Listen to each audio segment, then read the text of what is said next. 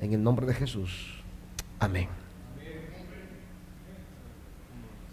Se deshabilitó por no estar usando. Ah,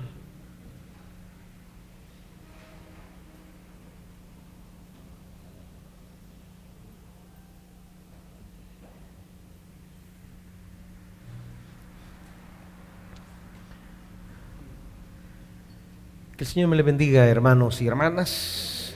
Iniciamos este día la escuela de predicadores. Vamos a cerrar este año.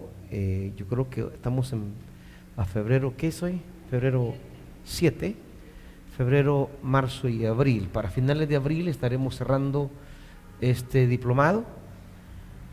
Y esta parte será una parte más práctica.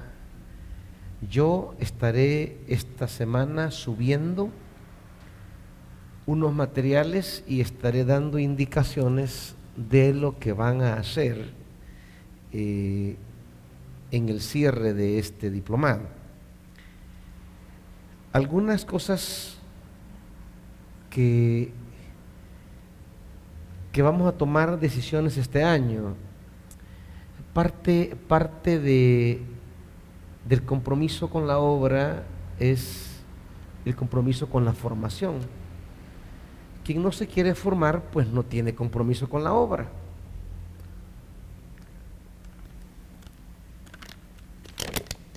Así que, comenzando con el equipo pastoral, siguiendo por las coordinaciones,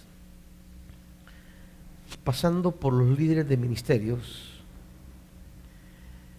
quienes no estén asistiendo a la escuela de predicadores van a quedar fuera de cada uno de esos ministerios. No podemos tener pastores que no se quieran formar, pues, o sea, eso es ilógico, eso es inviable. ¿Cómo va a preparar si no se prepara? ¿Cómo va a desafiar si no es desafiado? ¿Cómo va a dar si no recibe? Pues es el principio.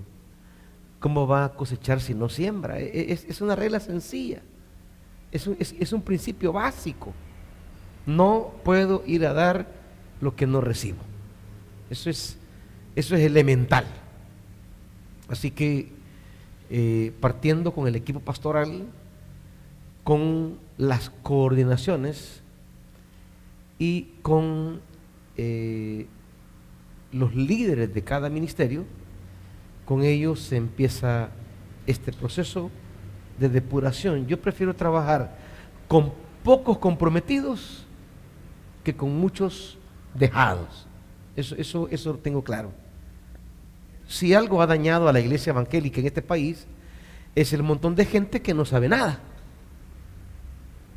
Si algo afectó el testimonio vivo y vigoroso de la iglesia evangélica, es el montonazo de gente, pero sin ningún compromiso, sin ningún crecimiento, sin ninguna formación, sino simplemente creyendo que ser evangélico es levantar la mano y ya estuvo.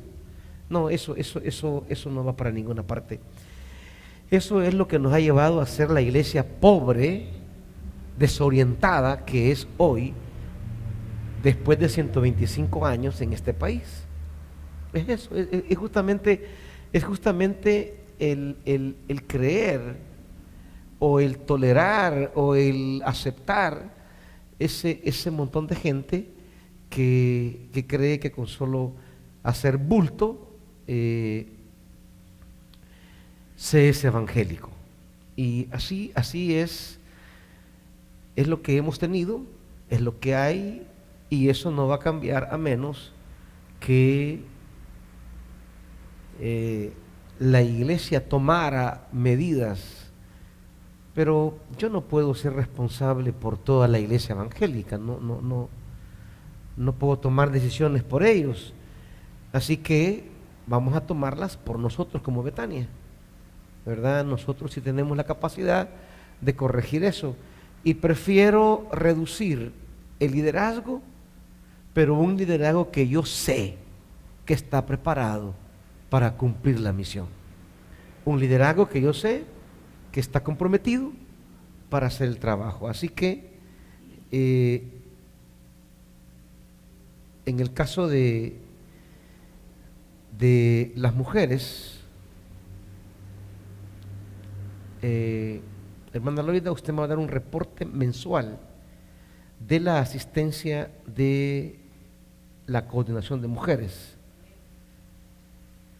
Y en el caso de los hombres, comenzando con vos, Nelson, me lo vas a dar vos. Y claro, para que me lo des, tenés que estar aquí, ¿va? El día martes.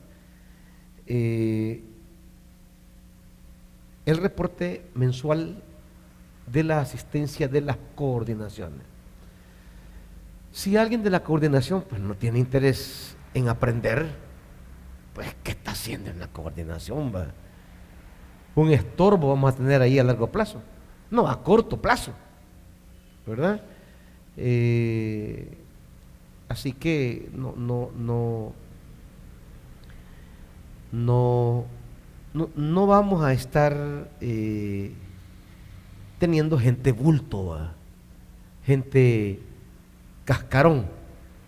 O sea, yo no tengo interés en hacer números, ni en amontonar cifras. Yo no tengo interés en eso, ¿va? Y si vamos a reducir el campo de esto, pues está bien, no tengo problemas con eso.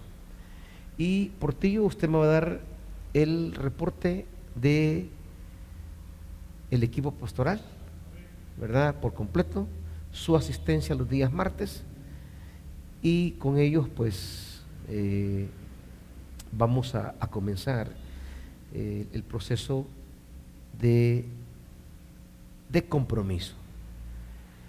Y quienes no inicien el proceso de compromiso pues se depuran solos. Yo a nadie voy a sacar, simplemente doy por entendido que no tienen interés en la formación. Significa que no tienen interés en la predicación y en la transferencia de vida a las comunidades que se les han asignado.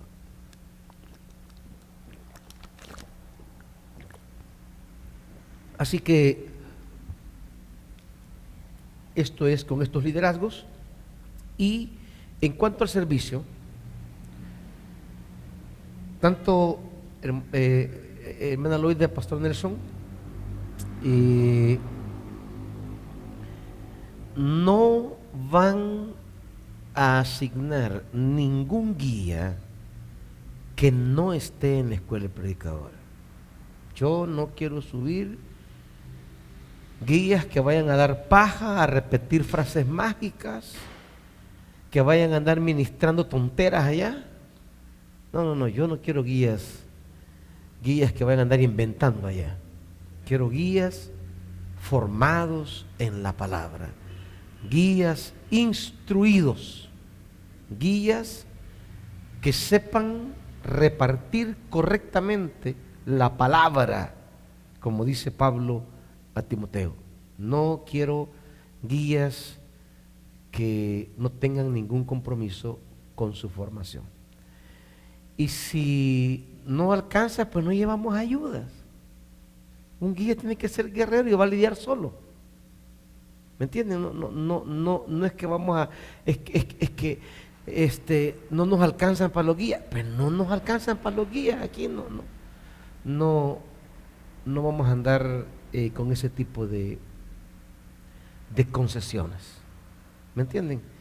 Ya estamos grandecitos, ya los guías que van a ir pues tienen experiencia, y si están en la escuela de predicadores mucho más. Así que no va de guía nadie que no esté en la escuela de predicadores.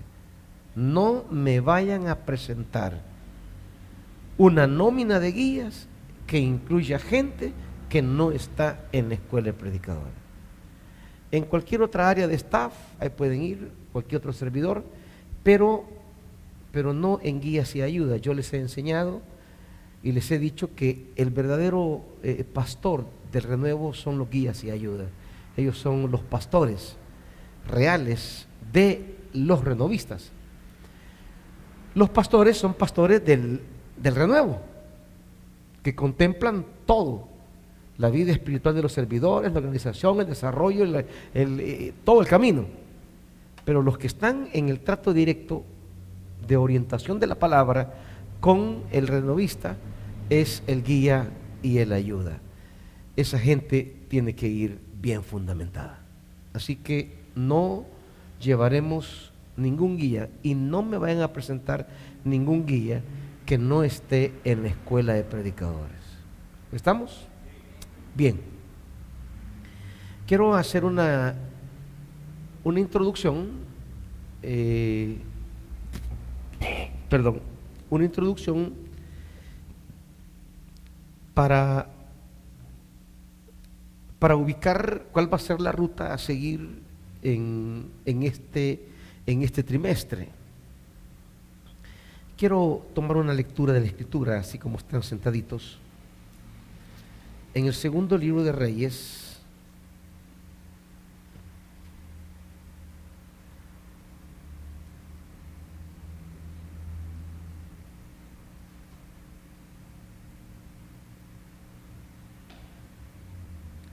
capítulo 1,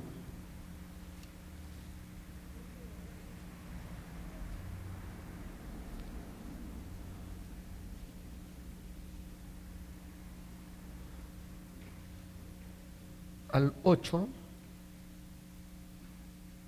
y luego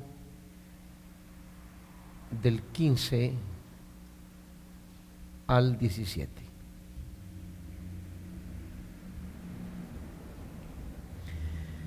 Después de la muerte de Acab, la nación de Moab se rebeló contra Israel. Ocosías, que se había herido al caerse por la ventana del piso superior de su palacio en Samaria, despachó a unos mensajeros con este encargo: vayan y consulten a Baal-Zebú, dios de Ecrón, para saber si voy a recuperarme de estas heridas. Pongamos atención al versículo que hemos leído, versículo 2.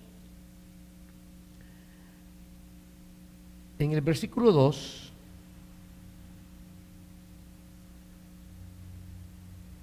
se presenta una interrogante.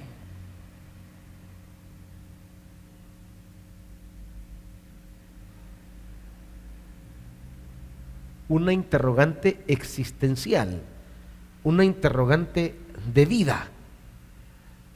No es una pregunta acerca de teorías, de filosofías o de teologías. Es una pregunta tocante a la vida, a la situación, a lo que está viviendo la persona. Y esta interrogante es el detonante de la palabra. La palabra busca responder a una situación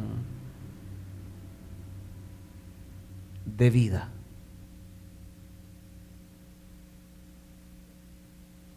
A una situación vital. La palabra no nace por un interés académico. La palabra no nace, si le puedes quitar un poco lo gangoso, te lo agradecería. Si la palabra no nace de una preocupación filosófica, de un interés intelectual. No. La palabra, justamente para que sea palabra, responde a interrogantes de vida, de situaciones, de realidades. Aquí comienza. El rey pregunta: ¿voy a recuperarme de estas heridas? acerca de las heridas de las personas, tiene que ver la palabra, las heridas de las personas, sus preguntas acerca de sus situaciones. El rey tuvo un percance, se cayó por la ventana, eso le provocó heridas y él tiene una interrogante acerca de qué va a pasar con él, qué va a suceder. Aquí entonces tienen que ir entendiendo ya cómo se va perfilando lo que significa la palabra, porque la palabra no es un mero estudio bíblico, no es simplemente detallar algunos aspectos de un versículo, no, la palabra va más allá de eso. Vamos a partir indudablemente de unos versículos bíblicos, como ya lo veremos, y vamos a ver cómo la palabra respondió a situaciones concretas, pero no nos vamos a quedar a ese nivel de información. Hasta ahí es informativo, usted le está hablando a la iglesia de lo que pasó en el pasado. Ahora, pero ¿qué va a pasar con ustedes? ¿Qué es lo que viene? ¿Qué es lo que va a suceder? Con las heridas que ustedes están viviendo, los accidentes que han vivido, las turbulencias que han tenido estos meses, el predicador debe tener no solamente una memoria acerca de lo que la palabra hizo en la vida de otros según el texto, sino desde este texto, qué palabra emerge para definir la vida de ustedes. Algo tiene que pasar en sus situaciones, algo tiene que ocurrir, algo tiene que desenlazarse, algo tiene que destrabarse, algo tiene. ¿En qué va a desencadenar lo que están viviendo? Las crisis, los problemas, los anhelos, las necesidades, las turbulencias, ¿en qué van a parar? Pues la palabra tiene que decírselo. Y el predicador es justamente el profeta que con la palabra activa realidades nuevas en la vida del que oye y recibe esa palabra. Ante esa interrogante de vida, el versículo 3 sigue. Pero el ángel del Señor ahí está bien, hijo. Pero el ángel del Señor le dijo a Elías el tisbita: levántate y sal al encuentro de los mensajeros. La palabra no solamente tiene que ver con un interrogante, la palabra tiene que provocar un ¿qué? ¿Están leyendo o no? ¿Qué? Levántate y sal a ¿qué? Al encuentro. La palabra es relacional. La palabra no es transmitir una mera información. La palabra es provocar un encuentro. La palabra busca poner de cara a Dios y al hombre. Eso es. La palabra no tiene la intención de informar meramente. La palabra busca un encuentro entre Dios y el hombre. El predicador es la mediación de ese encuentro. Usted, cuando predica, ¿qué está haciendo? Provocando el encuentro entre Dios y el hombre. Si usted expuso una escritura, pero no se dio un encuentro entre la comunidad y Dios, usted dio una charla, dio un estudio bíblico si quiere, pero no dio una palabra, porque no se produjo el encuentro, no se produjo la confrontación entre Dios y el hombre. La palabra no significó una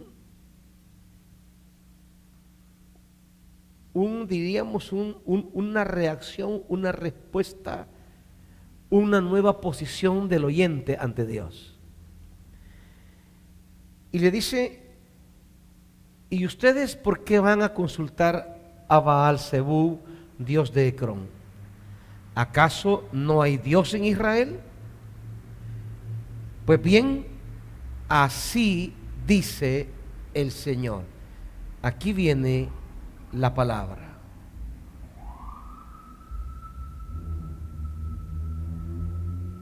Y una palabra va con la introducción: así dice el Señor. No digo yo, no lo he descubierto yo, es el Señor. Yo solo soy el mensajero. Y en esencia la palabra es: ciertamente morirás. La palabra introduce en el auditorio algo que acontecerá. La palabra no es meramente informativo. Indudablemente hay información, claro, pero no se queda a nivel informativo. Hay indudablemente formación, porque la persona aprenderá algo. Pero la palabra va más allá de la información, va más allá de la formación. La palabra es performativo. ¿Y esto qué es? Este es un nivel de actividad de la palabra. Lo performativo es aquello que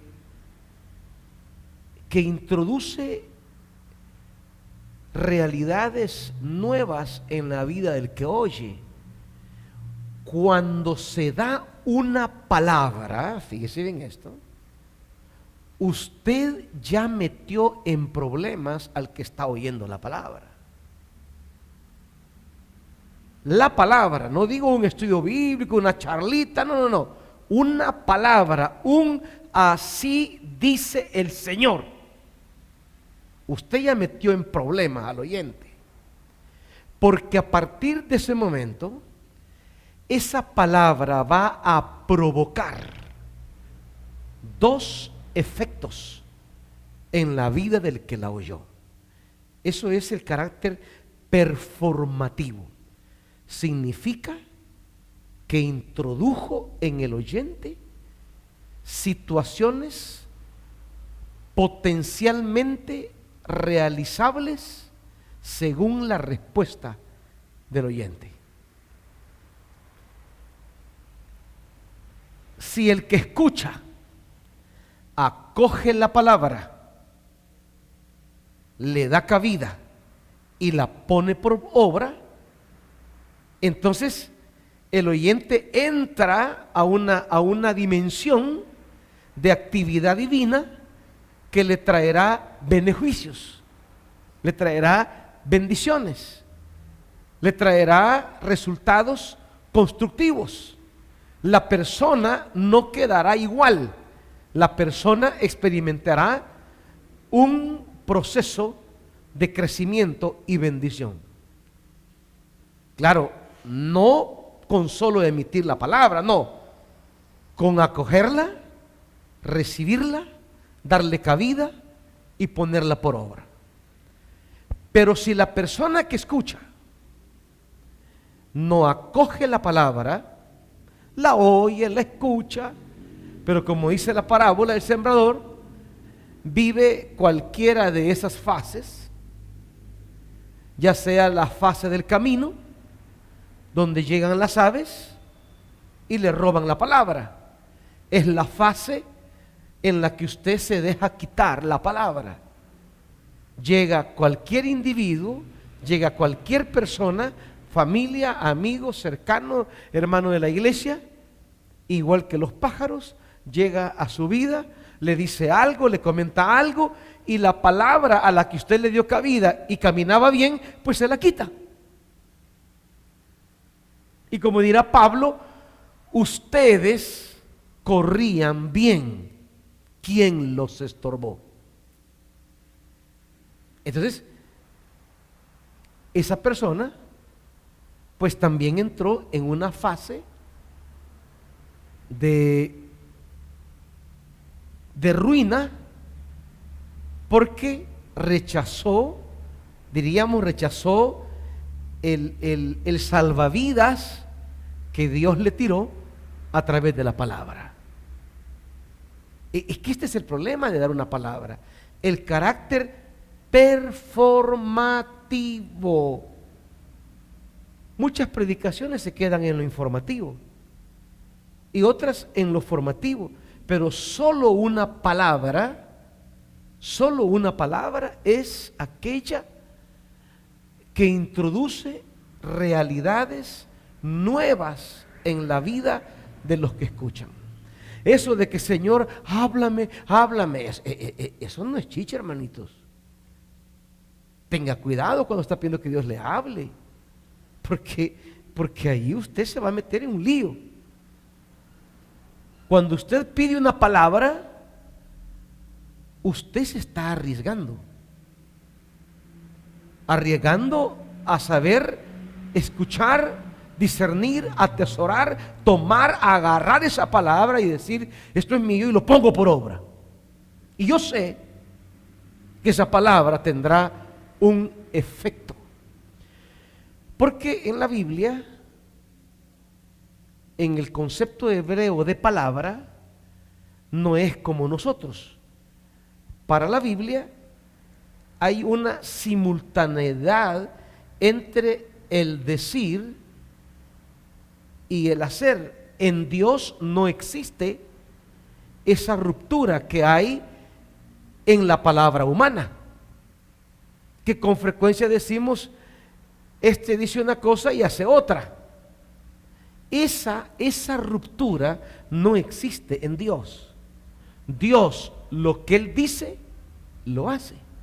Entonces, cuando Él da una palabra y el predicador dice, así dice el Señor, con la convicción profética de haber recibido un mensaje de Dios, entonces el auditorio, el oyente, el pueblo, queda ante una disyuntiva que va a marcar su vida.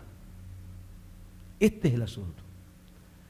La palabra nos pone frente a una situación en la que lo que viene a mi vida serán dos opciones totalmente opuestas. De una va a depender el ser bañado con los frutos de la palabra, y en la otra será las carencias de los frutos de esa palabra. Y allí es donde tenemos toda la diferencia entre la gente de la iglesia, la gente que no sale de lo mismo y la gente que avanza, la gente que vive una repetición cíclica de una misma realidad y no experimenta un desarrollo, un avance, un crecimiento, una amplitud de plenitud. No es como la luz de la aurora. Todos vamos desde la oscuridad, sí, está bien. Todos venimos de la oscuridad, cierto. Todos venimos del foso, sí. Todos venimos del punto cero, sí. Pero la vida consiste justamente, el caminar con Dios consiste en ir saliendo de la oscuridad y avanzando hacia la plenitud del día. Pero hay quienes no salen de la oscuridad. Hay quienes viven de manera cíclica y constante los estados de oscuridad. Por un momentito se dejan guiar por la palabra que cayó en el camino y comienzan a vivir la luz, pero de repente alguien les roba la palabra y tienen un retroceso hacia la oscuridad. Luego, los que son junto al camino y los que caen entre los espinos, las asfixian, no echan raíz. Los que caen en las piedras y se ahogan con las circunstancias de la vida, no maduran. ¿Mande? Entonces, no dejan que la palabra fluya, no dejan que la palabra corra y vaya conquistando su progreso de vida. Cuando nosotros recibimos una palabra, allí entramos a una dimensión distinta de un religioso, porque el religioso puede estar escuchando informaciones y formaciones durante décadas, pero nunca crece, es el mismo. Ahí tiene usted gente que ha escuchado décadas mensajes, pero está en la iglesia y no avanza. El mismo infantil, el mismo niño, la misma niña espiritual, el mismo bicho malcriado, caprichoso, la misma bicha, ¿cómo se llama? Los bichos que hacen berrinche, las mismas berrinchudas. Niños. Y ahí están. O sea, ya están viejas, ya están viejos. Pero cronológicamente. Pero en la fe solo son berrinches. Por cualquier cosita. No tienen madurez, no tienen un compromiso real, es interesado su compromiso. Por cualquier cosita agarran crisis. No son alimentados de una perspectiva espiritual. Su parte humana las controla y la domina siempre. No hay sujeción al espíritu, no hay crecimiento en la palabra. Pero cuando alguien escucha una palabra y decide caminar por esa palabra, entonces allí ha introducido a un camino donde irá viendo que su vida va como la luz de la aurora, que dice de aumento no es patadón de un solo, no es que ya quiero la plenitud, no, es paso a paso, paciente pero avanza, lento pero seguro. Esa es la palabra que entra en la persona y comienza a caminar. Aquí el profeta va a recibir una palabra que va a definir su vida. Ciertamente morirás. Y más adelante el versículo 15 dice: el Señor le ordenó a Elías, baja con él y no le tengas miedo. Así que Elías se levantó y bajó con el oficial para ver al rey, quien le dijo: así dice el Señor, enviaste mensajeros a consultar a Baal-Zebú, dios de Ecrón. ¿Acaso no hay Dios en Israel a quien puedas consultar? Puesto que has actuado así, ya no te levantarás de tu lecho de enfermo, sino que ciertamente morirás. Así fue como murió el rey. ¿Y qué? Murió según.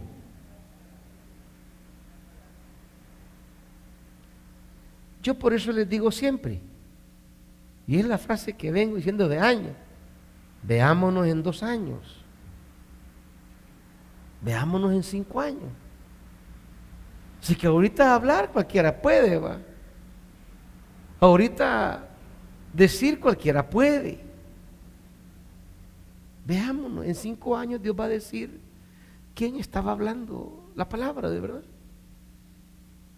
Yo siempre les digo a toda la gente que ha dicho y desdicho acerca de mi vida y mi pastoral, veámonos en 5 años. Veamos quién ha crecido como la luz de la aurora y quién no pasa de lo mismo. Veamos, es que esto así es. Y lo peor que cuando se quedan en la oscuridad todavía agarran chirria, envidia, rencor, vanidad, celo, cuando lo vea usted en mejor claridad, porque no tiene la capacidad de poder discernir y decir, yo estuviera también en ese nivel, sí, no me hubiera dejado robar la palabra, yo también hubiese crecido hasta allí si no hubiera dejado atrás la palabra. Entonces, el profeta aparece y eso de ser y tener un profeta, eso es algo bien complicado. Quizás a veces es mejor estar en una iglesita de predicadorcito, va celebrando el día de la madre, el día de la secretaria, el día de la independencia, los cumpleaños, baby shower, 15 años y cosas así que no marcan la existencia, que no definen el futuro de nadie, pues, que simplemente son entretenciones, quizás para no complicarnos, es mejor así. Ahora, pero desde el momento que haya, así dice el Señor, ahí estamos implicados y complicados todos, implicados y complicados,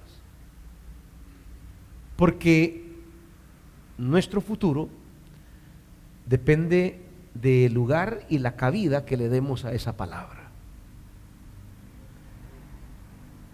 Y pues sí, es que la seriedad, la gente dice, ay, Dios me habló y me dijo que sirviera en esto, y ya a los 3 días está chabacaneando que renuncia. Entonces es paja, Dios no le habló. Es que mire, cuando Dios le habla, usted siente la contrición. Lo que pasa es que una chera le dijo, si vamos aquí vos, ay, eso estaba esperando yo, eso le dije al Señor. No, le dijo la chera, si vamos aquí. No, cuando Dios te dice, te quiero en este lugar, y usted sabe que es un encuentro con la palabra, eso es inamovible. Yo no me puedo mover de allí si tengo la conciencia que Dios me ha hablado. Pero si le digo palabra de Dios a lo que me gusta, no, eso no es palabra de Dios. Es a lo que Dios me dice, me guste o no me guste. Por otro lado, una palabra identifica al profeta. Cuando los mensajeros regresan, el rey pregunta, versículo 5. Y cuando los mensajeros regresaron, el rey preguntó, ¿cómo? ¿Ya están de regreso?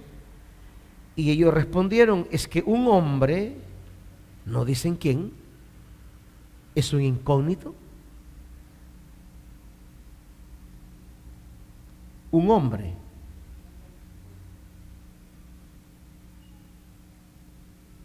Porque el mensajero no tiene interés en que sea él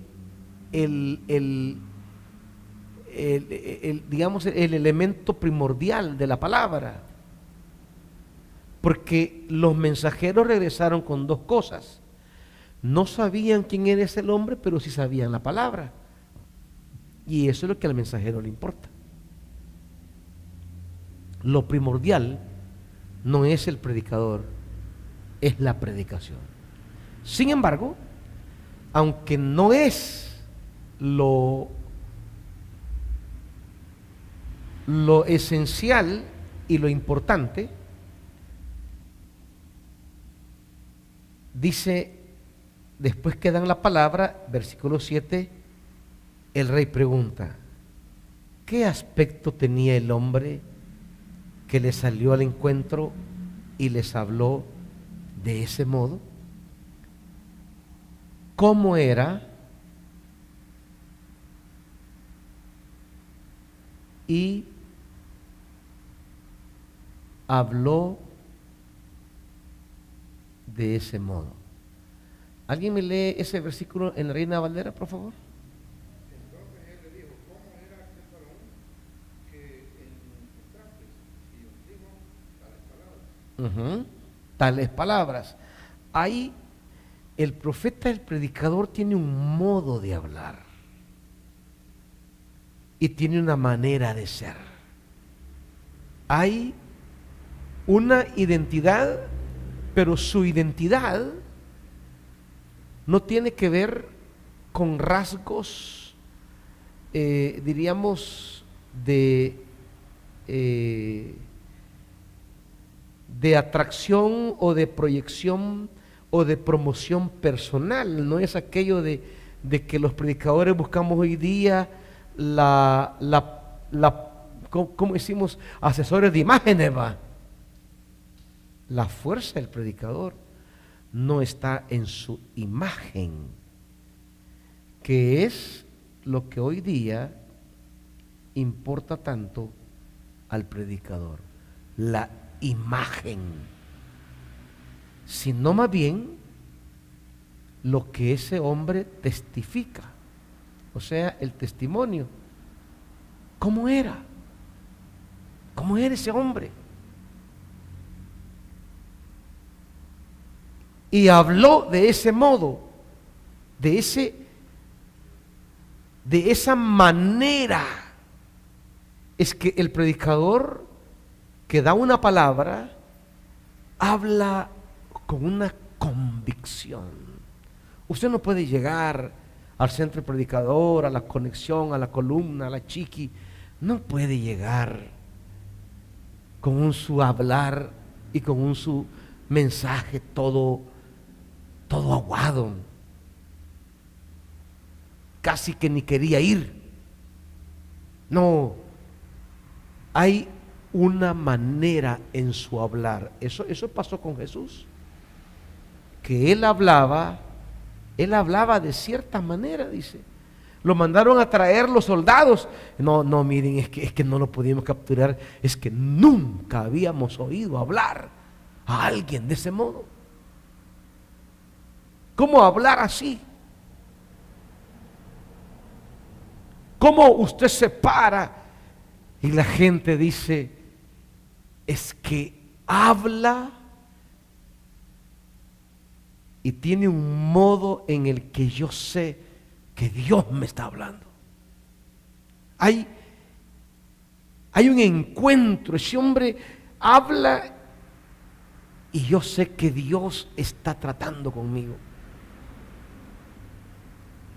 Y no aquello, ¿va?, que está hablando y pues sí, hermano, fíjense que se me rompió la camisa. Y fíjese que yo iba en el bus y viera que me deslicé. O fíjese que una vez yo fui a viajar a tal parte y viera que probé unos chocolates por allá. O sea, cosas que a nadie le importa, pues.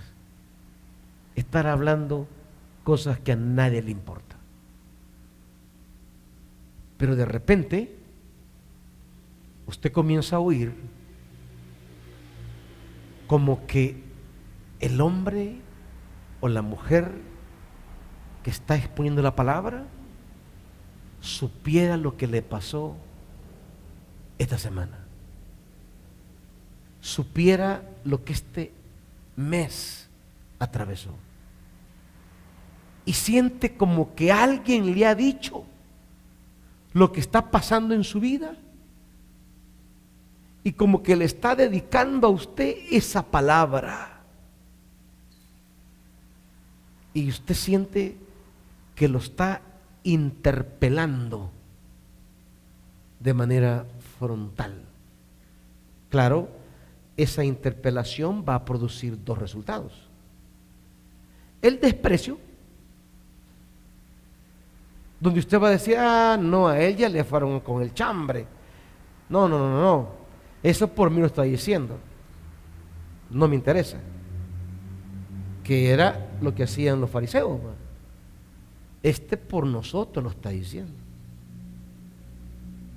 Y en lugar de decir por nosotros y decir, hey, esto es directo, no puedo estar dándole vueltas al asunto, lo tomo. No, lo rechaza. Y está la otra, pues, que es decir, bueno, esto es para mí. No sé si al pastor le han contado, no sé si lo está diciendo por mí, no sé si me la está dedicando, no sé, pero yo sé que esto tiene que ver conmigo, lo recibo, lo acojo como palabra del Señor y que esa palabra cumpla en mí su efecto. Eso.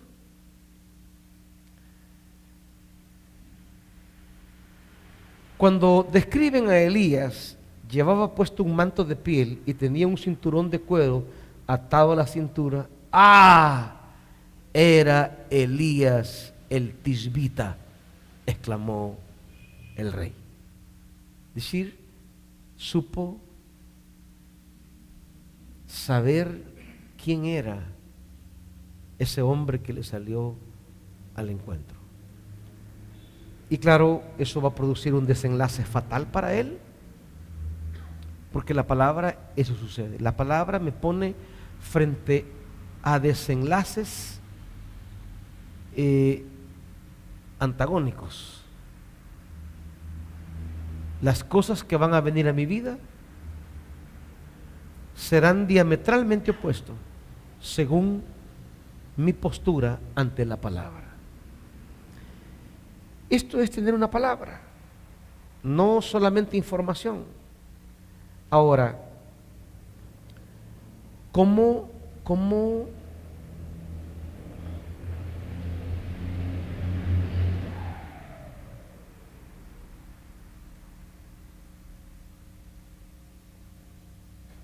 llegamos a esa palabra ante el pueblo?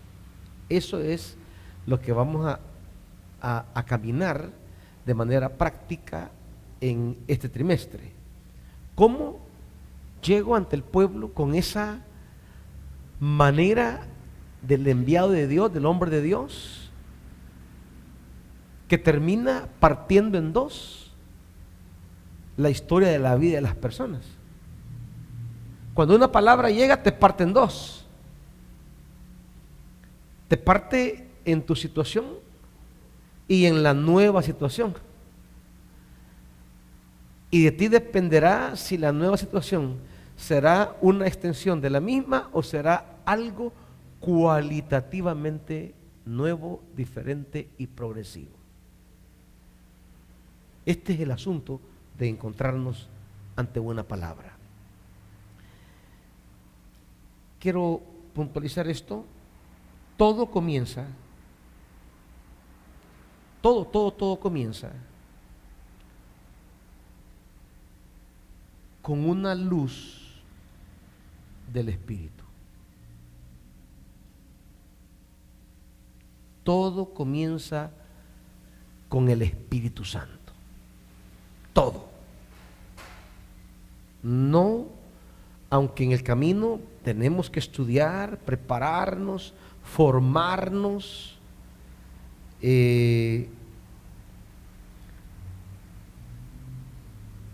pero todo comienza con la iniciativa. La predicación no es iniciativa del predicador. La predicación es iniciativa del Espíritu. El problema con las iglesias es que nuestros cultos fijan horarios de culto y horarios de predicaciones. Y entonces, como que le dijéramos a Dios, tienes que hablarlos a tal hora. Mientras que en la antigüedad, pues los profetas y apóstoles predicaban cuando los enviaba el Espíritu Santo. Entonces, la primera lucha del predicador es no convertir la palabra en una cuestión de calendario. Ya es el jueves y tengo que. Viene el domingo y tengo que. ¿Cómo el predicador, a pesar que hemos cronometrado la predicación, la hemos puesto dentro de un calendario? ¿Cómo hacer que no sea el calendario el que obligue a la palabra, sino el ruego y la súplica al Espíritu, que un acto de gracia y generosidad nos salga al encuentro con una palabra que en este sistema hemos calendarizado? ¿Cómo sería una iglesia donde convocamos a la iglesia cuando Dios me da una palabra? ¿Cómo sería si el Señor me da una palabra el día lunes y a través de Facebook y todo, hermanos, cultos hoy a las 6 porque Dios tiene una palabra? O si pasamos 15 días, que Dios no me da una palabra y 15 días no hay culto. ¿Cómo sería una iglesia donde no hubiera calendarización de un culto? Esa calendarización ha provocado que muchos predicadores caigan en la iniciativa particular, personal, humana, de dar una enseñanza, aun cuando no sea un así dice el Señor. Por tanto, el primer desafío que tenemos en este sistema de ser iglesia, en este esquema de ser iglesia, es cómo nos movemos con el Espíritu, de tal manera que en su gracia, en su bondad, en su amistad, vamos a hablar, en su amistad, Él pueda tomar la iniciativa de hablarme, acercarse y proveerme una palabra. ¿Cómo se da esa iniciativa del Espíritu? Se da, creo yo, cuando hay cuatro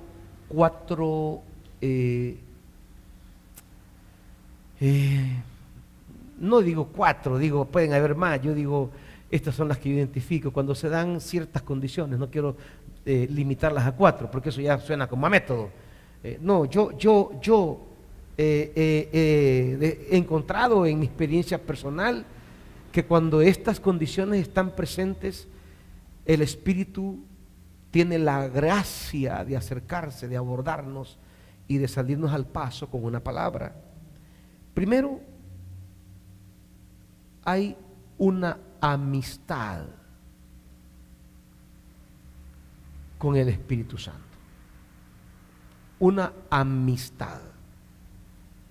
No estoy hablando de esa manera en que los que dicen que manejan la comunión con el Espíritu nos han enseñado, ¿verdad? Ay, que hay que ayunar para el Espíritu, hay que orar 15 horas. No, hermanito, esas son ritualidades chamánicas que creemos que a través de esas ritualidades yo conquisto al Espíritu. Pero ese es chamanismo. Eso es chamanismo, no es la gracia del Espíritu tomando la iniciativa. No, lo que debo tener es amistad.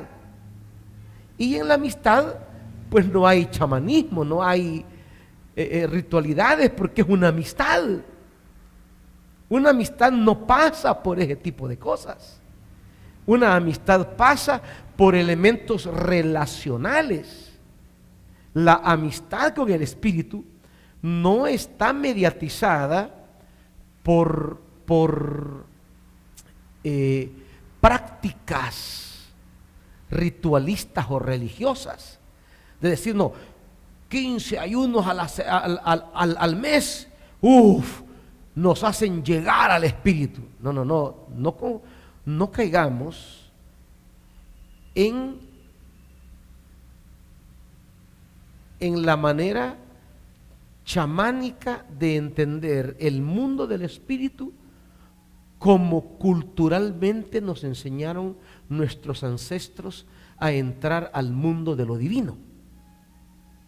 Por eso es bueno que estudiemos las religiosidades ancestrales, de cómo los ancestros buscaban conectarse, engancharse al mundo divino, porque muchas de las prácticas religiosas cristianas que tenemos no son cristianas, son ancestrales.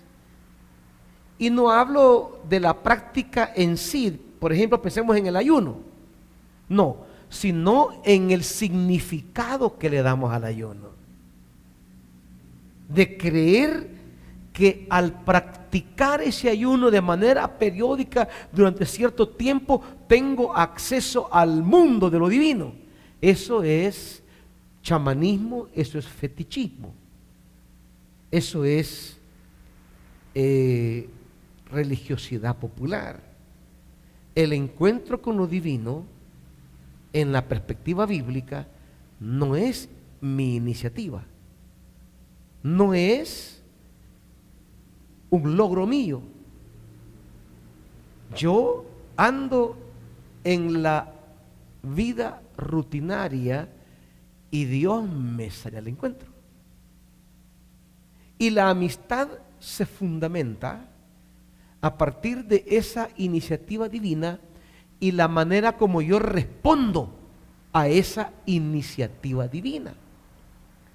No acceso yo al mundo de Dios, es Dios quien accesa al mundo mío.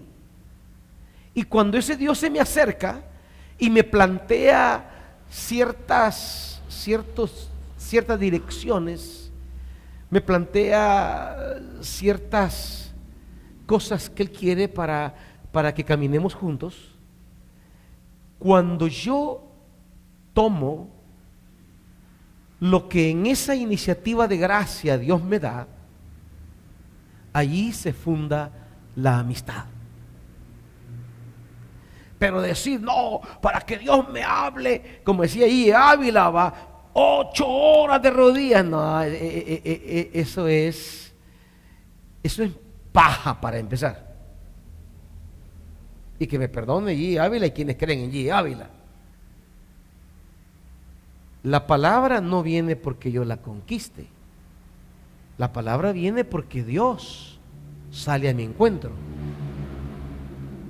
Y se mantiene esa comunicación, porque la amistad tiene que ver con comunicación. Pero esa comunicación se mantiene cuando existe comunión. ¿Y qué es la comunión? Pues darle cabida a lo que en la comunicación Dios me dio. Yo tengo comunión con Dios, no porque me vista como quiere la religión, no, tengo comunión con Dios cuando yo pongo por obra lo que Dios ha hablado en mi vida. Y ahí establecemos la amistad, eso que llamamos caminar con Dios. Quizás no vamos a caminar con la religión, pero son dos cosas diferentes. Yo no camino con muchas religiones o con el concepto religioso de ser pastor, yo no camino con eso. Pero yo sí sé que camino con Dios. Lo que Dios me dice, aunque no lo quiera, no me guste o no me parezca, lo tengo que hacer. Y en esa medida de comunión sigue la comunicación. ¿Me entienden? Y entonces se da esa amistad, la amistad. Y claro, este campo es un campo que nos han confundido mucho. Nos han confundido porque la religión nos señala un camino. Y nos dice, no, estas 20 cosas son las cosas si quieres agradar al Espíritu. No. El camino es lo que en amistad Él me dijo. Lo que en comunicación Él me dijo. Yo lo tomo. Y eso le agrada al Espíritu y empieza la comunión. Y esa comunión crea una comunidad. Una comunidad primero entre Dios y yo. Y luego entre los que escuchan la palabra y quieren dejarse guiar por esa palabra. Esa es la verdadera comunidad, la verdadera iglesia. La iglesia no son todos los que llegan al culto. Porque ahí hay trigo y cizaña, hay cabros, hay ovejas, allá hay Tomases, Judas, Pedro, hay de todo.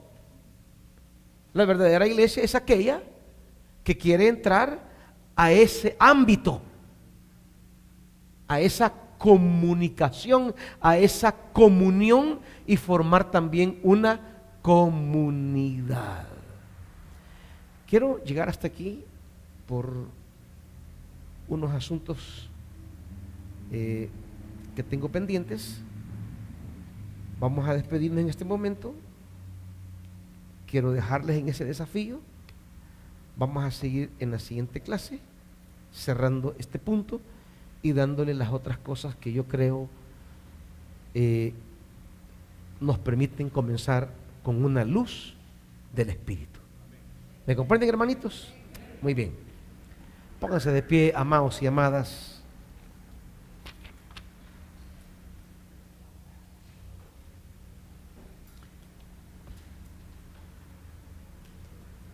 Y si ustedes vienen temprano y comenzamos a las 6:15, podemos irnos un cuarto a las 8. Padre, queremos siempre tu palabra, porque no tenemos más esperanza de vida que tu palabra. Permítenos saber recibirla, saber acogerla, para que esa palabra cumpla en nosotros el propósito para lo cual fue enviado. Propósitos de hacernos fructíferos. Acepta lo que tu pueblo trae. Recíbelo con agrado en el nombre de Jesús. Amén. Hermano Antonio, hermano Marito, vamos a la oficina y vos después, Luis.